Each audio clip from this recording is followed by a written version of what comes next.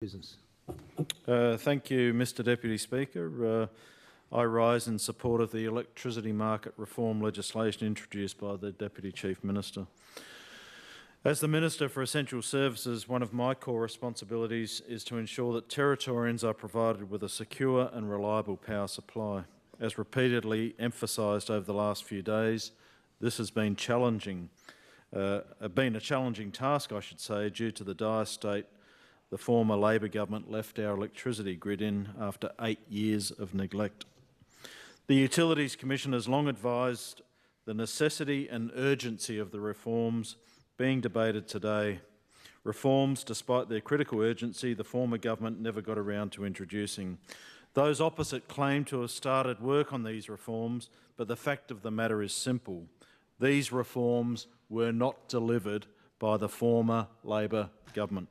Mr Deputy Speaker, I should say, while Labor failed to deliver these critical reforms over their 2 terms in government, our CLP government understands how fundamental, secure, reliable and affordable power is to almost every part of the Territory's economy and lifestyle.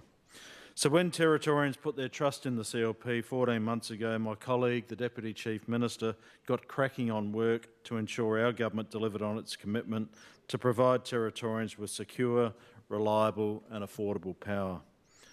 The results of this hard work are on full display this afternoon, with passage of these bills representing the first step in safeguarding the Territory's electricity system. These 2 bills are critical to providing the electricity market reform the community, industry and the independent regulator have long requested.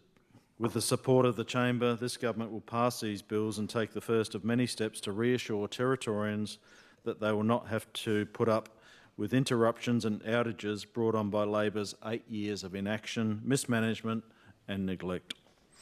3 areas of reform introduced in the bills being debated today that I'm most excited about are the critical improvements to system planning through the definition of the Northern Territory's electricity system and market operators, known as NTESMO, responsibility to deliver a regulated electricity system investment plan, known as the RECIP, and conduct wider whole-of-system planning.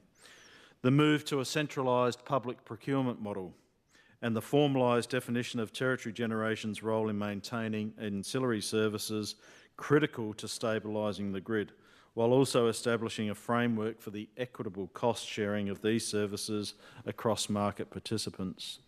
Mr Deputy Speaker, the Electricity System and Market Operator Bill 2025 separates system control function from Power and Water Corporation and establishes NTESMO as an independent statutory corporation responsible for, amongst other things, whole-of-system planning. Whole-of-system planning is of particular interest to me in my role as the Minister for Essential Services, as it is a critical factor to ensuring the future system reliability that Territorians deserve. I'm sure those in the Chamber understand delivering true reliability requires years of strong government oversight, decisive action and a sustained pipeline of investment that replaces ageing assets, strengthens transmission and storage and builds new generation and firming capacity. So while it would have been better for the Territory's electricity system's reliability if the previous government had passed whole-of-system planning legislation years ago, as was recommended to them, they did not. Hence why it is critical that this government takes action where Labor failed and pass the bills put forward by the Deputy Chief Minister today. Mr Deputy Speaker, our government has decided, based on expert advice, that the best framework for this whole-of-system planning to take place is through a regulated electricity system and investment plan, the RECIP, developed and centrally procured by NTESMO at the direction of and mandated by the Minister for Energy. The RECIP will determine the portfolio of required investments in capacity and essential system services in Darwin, Katherine, Alice Springs and Tennant Creek, regulated electricity systems to ensure system security, reliability and supply at least cost. This plan will be developed periodically for each of the regulated electricity systems and will specifically determine the optimised timing, location and scale of electricity assets required in a 10-year forward plan. The legislated assurance that whole-of-system planning will be conducted by Intesmo through the introduction of the RECIP will ensure that in the future our grid will be more reliable. To provide context on why the bills presented today are necessary, particularly why the establishment of legislated whole-of-system planning is critical, I would like to take the chance to refer to a case study that so clearly demonstrates what can go wrong when the critical planning does not occur. And I refer to the 8 years the Territory spent under the previous Labor government. While whole-of-system planning for the electricity system may seem like an obvious function of government, the Territory has, over the last 8 years, observed the failures of a Labor government that neglected to conduct whole-of-system planning, or if they did, failed to get meaningful results or tangible benefits for Territorians.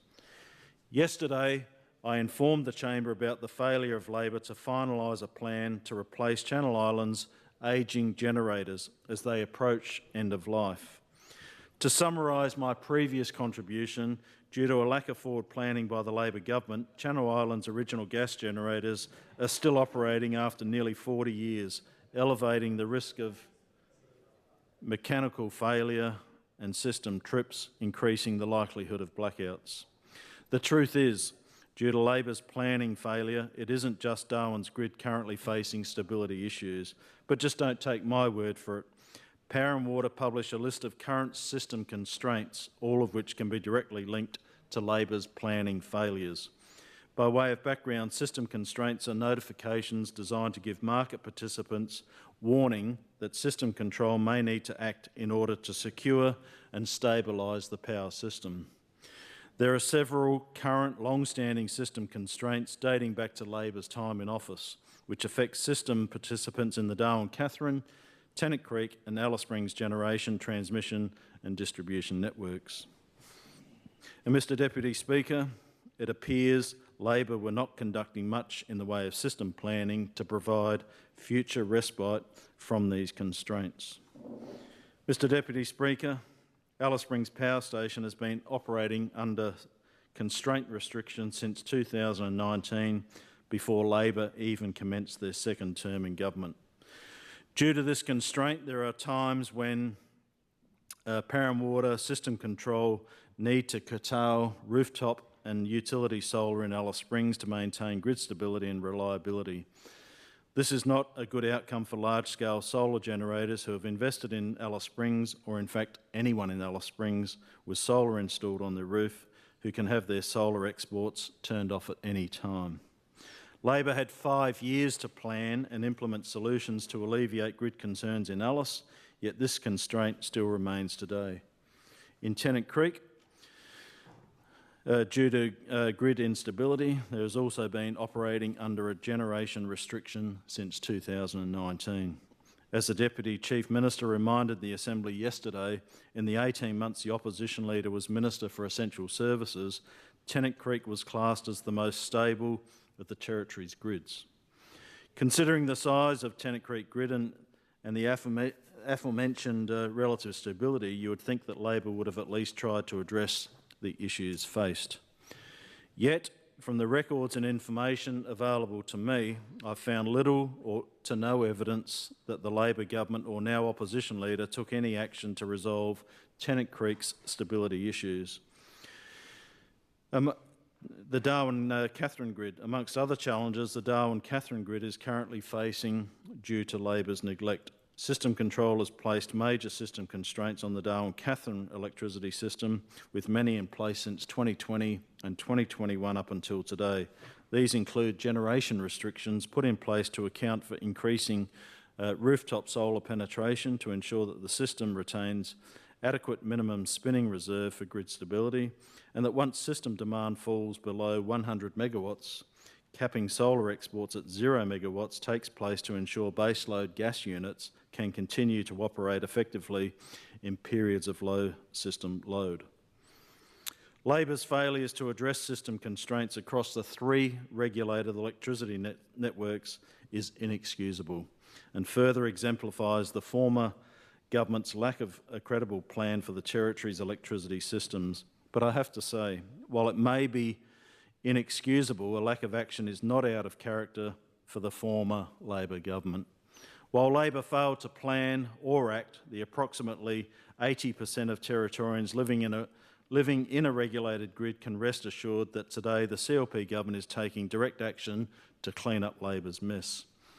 The recipe legislated in the electricity market reform bills being debated today is our government's concrete response to ensure the system constraint issues currently faced by our three regulated systems are adequately addressed.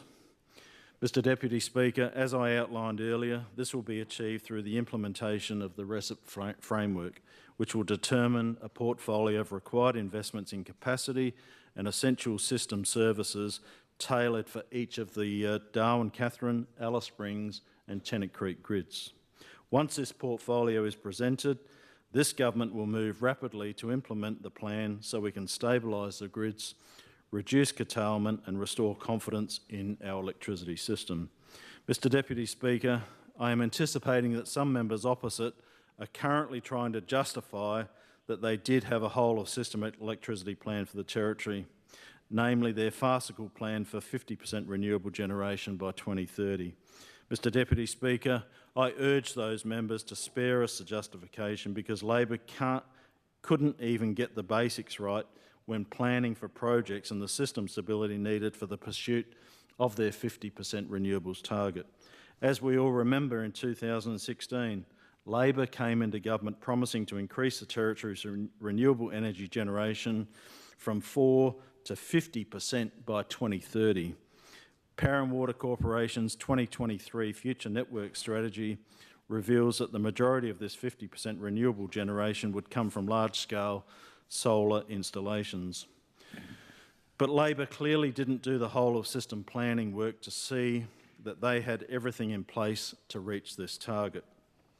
They neglected the fact that for large-scale solar to be added to the grid, their capacity needs to be firmed, adequate transmission capacity needs to be in place to dispatch electricity from the solar farms, and the system's strength must be increased in order to maintain grid stability.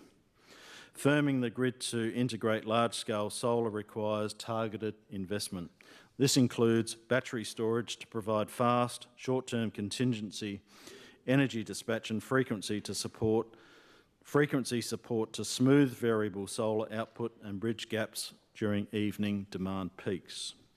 Synchronous condensers, assets designed to increase system strength by supplying rotational inertia and stabilising voltage, enabling safe connection of inverter-based generation such as solar. Or more simply, synchronous condensers help the grid to remain stable during shifting electricity generation and demand load periods. Combined, these measures lower the outage risk and maintain power system reliability needed to allow for the commissioning of additional solar capacity.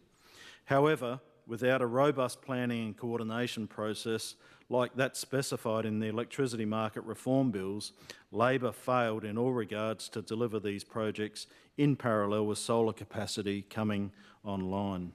Labor failed to deliver either a single synchronous condenser or large-scale battery project while they were in office. Only when the CLP government came into office was critical firming capacity delivered in the form of a 35 megawatt Darwin-Katherine battery energy storage system, 9 years after the former Labor government first had the chance to start implementing these essential technologies. Due to Labor's failure to sufficiently invest in the firming infrastructure required for additional solar generation to be safely integrated into the grid, when it came for major solar projects, including projects located at Batchelor, Katherine and Manton, to be commissioned, they were prevented from exporting to the grid and left idle because of the former government's neglect of whole-of-system planning. Mr Deputy Speaker, before I make my closing remarks, I wish to highlight one more element in the energy market reforms that hasn't been discussed yet but demonstrates the CLP's commitment to equitable cost sharing in our electricity system. In this, I wish to briefly outline the importance of the Electricity Legislation Amendment Bill 2025 in defining a role for Territory generation in providing ancillary services critical to maintaining a stable and reliable electricity system.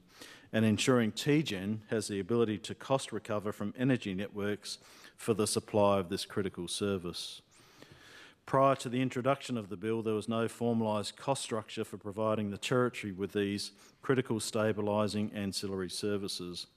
Territory Generation has been performing this service and absorbing all cost, with the shortfall ultimately transferred to taxpayers.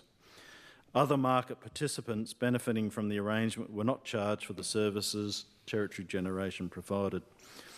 But, Mr Deputy Speaker, what this bill changes is that in addition to defining Territory Generation as the provider of ancillary services, it also provides the framework and mechanisms for the costs associated with delivering the service to be recovered by TGen.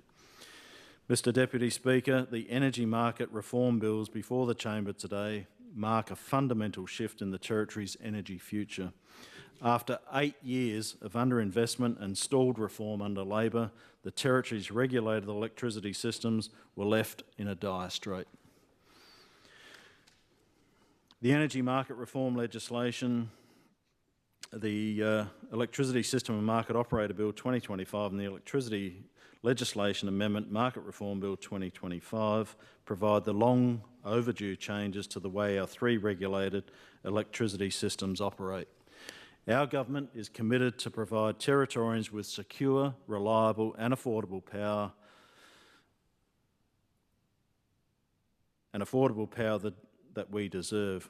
And so I urge those in the Chamber to support the bills brought to the Parliament by our Deputy Chief Minister. I commend the bills to the House.